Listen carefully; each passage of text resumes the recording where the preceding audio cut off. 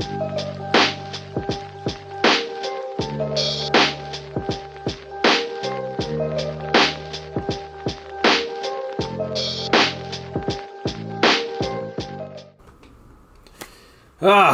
right. Take two on this. What is up, everybody? It is your boy, Son Froku, and today we're back with another kind of discussion video, but this time we're talking about the WWE and how I was wrong. So if you follow my TikTok or my Instagram page, they're both linked in the description.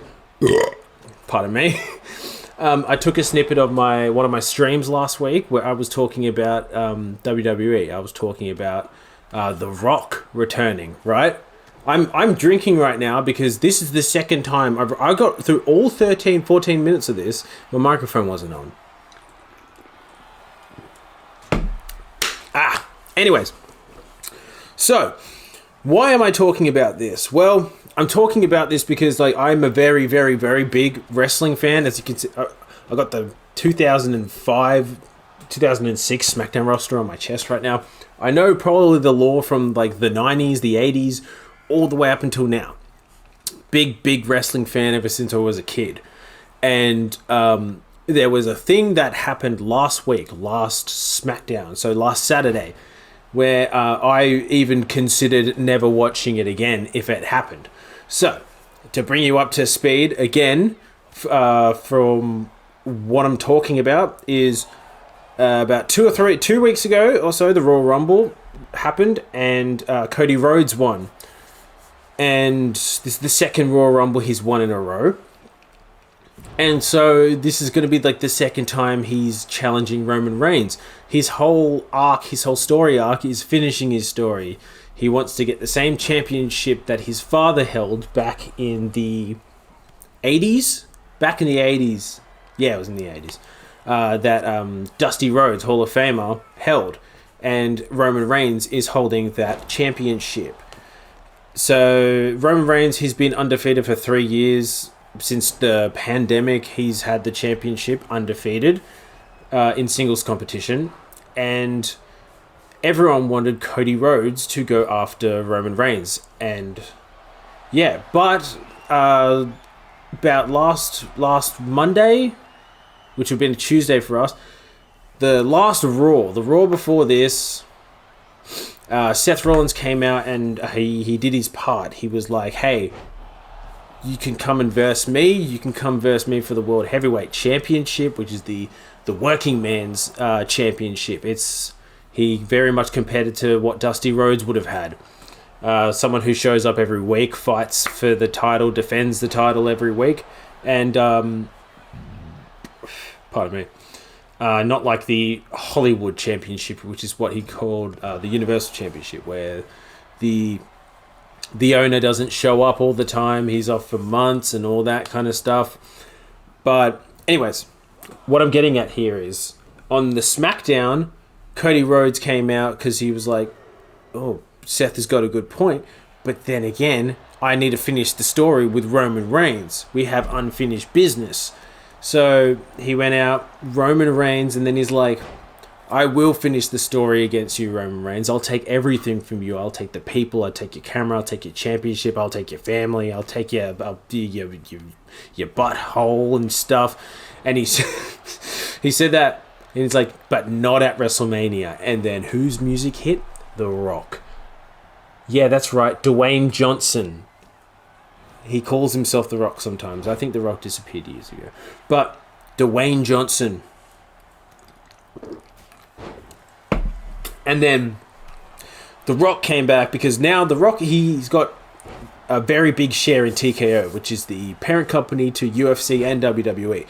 He's got a very big share in it, so he's got a lot of creative control and he can make a lot of moves, allegedly. Potentially, I don't know. Do you think I look into these kind of things? Not really. I'm just a fan-ish. Also, what I was trying to really input in this point is that I thought that The Rock was going to come back with creative control, like how Hulk Hogan took over WCW and TNA back in the late 90s and mid to early 2000s as well. So that's what I wanted to interject this point too.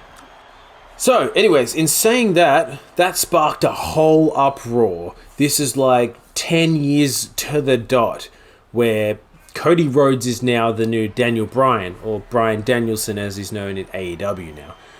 And to the point where the fans are getting toxic. I mean, they're sending death threats to like The Rock's daughter and stuff. They're getting really, really overboard with this. But there's also a lot of passion in it. People want to see Cody finish his story. So, Pat McAfee had his little podcast before what I'm about to talk about. He had his little podcast earlier today, and The Rock was on it. And The Rock was saying some things, right? Something that, like, babyface, good guy Rock really wouldn't say.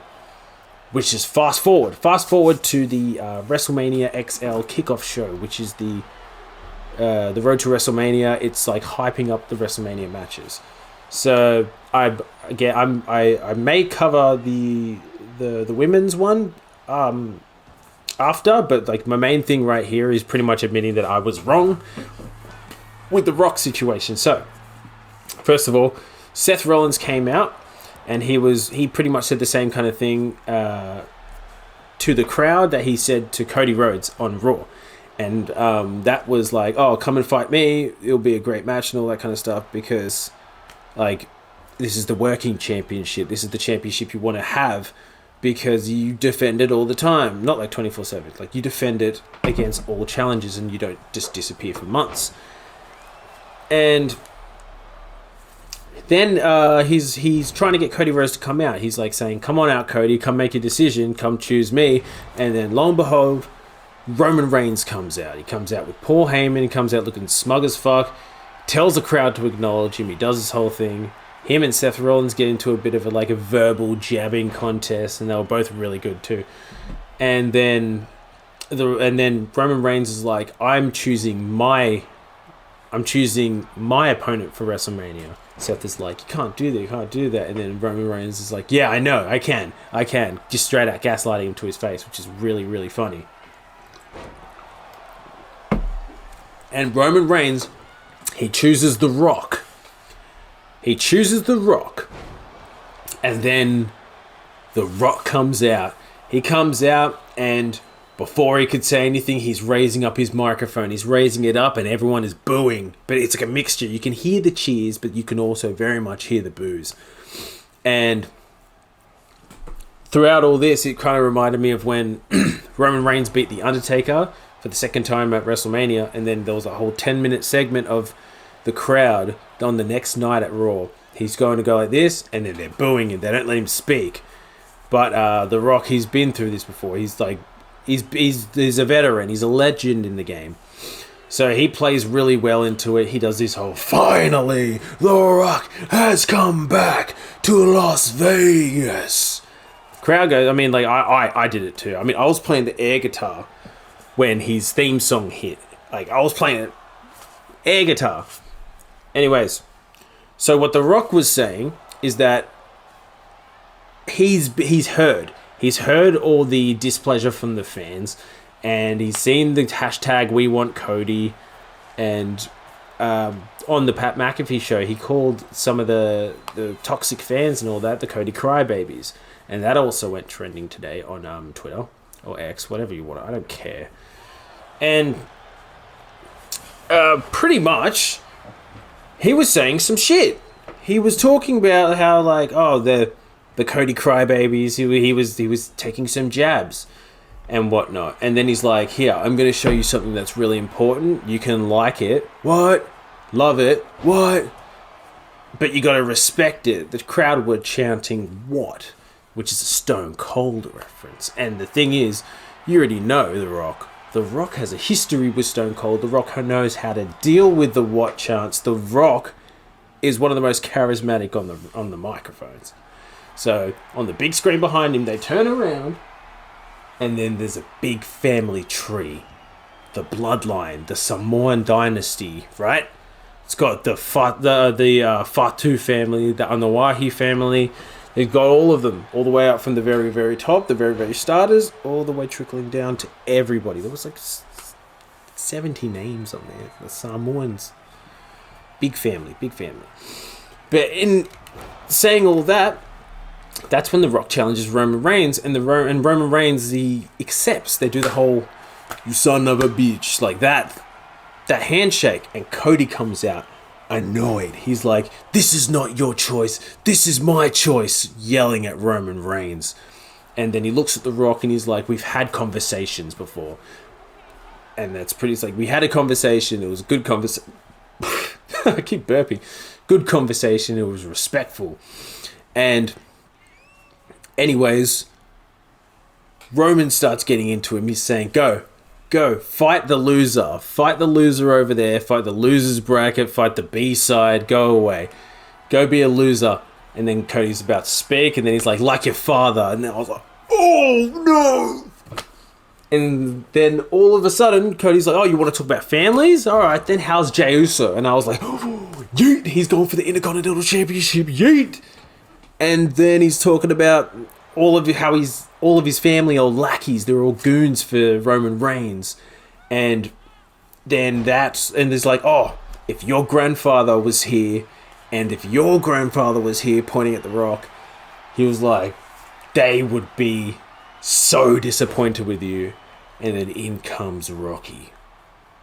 Walks right up to him and he's like, you talk about his family, you talk about mine. And then a light bulb went off in my head. I was like, dude, The Rock he's not referring to himself in third person.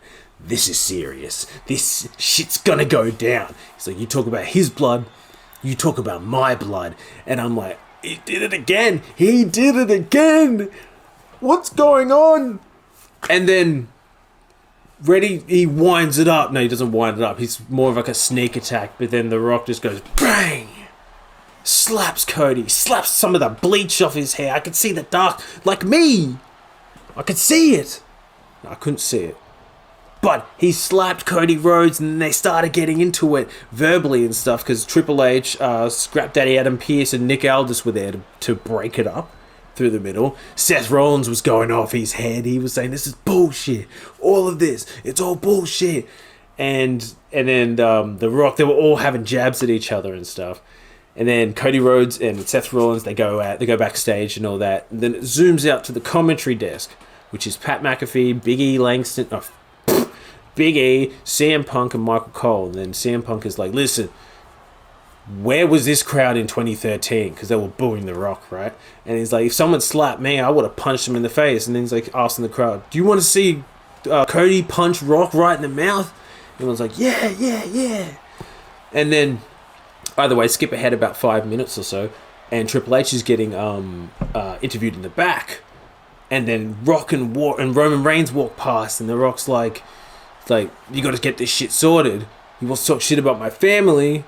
I'm gonna do it again. Then he said the words, I'm gonna slap the fucking taste out of his mouth. And I was like, I think it was taste. I'm not sure. But either way, it was hype. This is one of the most hype things. So I was wrong. I thought The Rock was gonna come in and be like Hulk Hogan. Hulk Hogan in TNA when he got all this creative control, right? That's why I started hating him. And then this happened, and he turned heel. And I don't know why, but now I'm more excited than ever for this, dude. I could not be more excited. They played me. They worked me. They played a lot of people. And we molded like putty in their hands.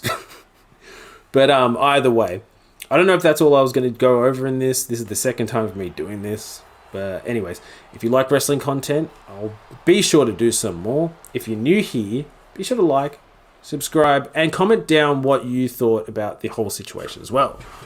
Either way, yeah, peace. Hope I got everything in that. I don't know. Here's another drink.